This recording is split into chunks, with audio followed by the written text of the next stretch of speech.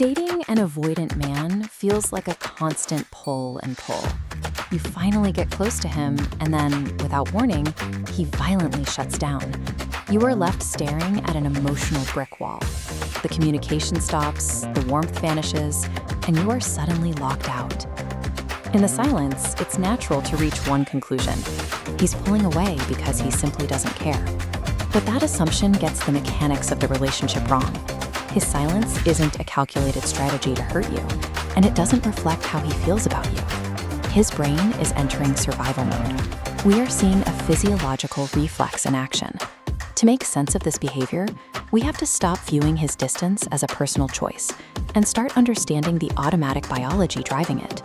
To understand this, we have to look at what happens inside his head at the exact moment emotional intimacy peaks. For most people, closeness feels safe.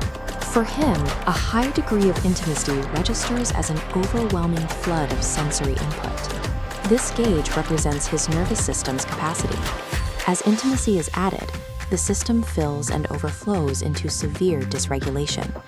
His brain triggers an emergency protocol, snapping shut emotional pathways. Space is his safety, allowing his system to slowly drain back to a stable, regulated baseline. This sudden need for space is a physiological requirement to prevent system failure.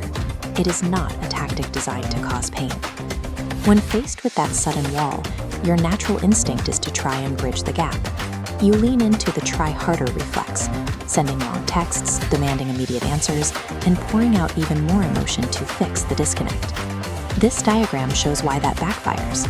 Plotting your communication volume against his system overload reveals a direct, compounding upward curve. Every additional text acts as an overwhelming force.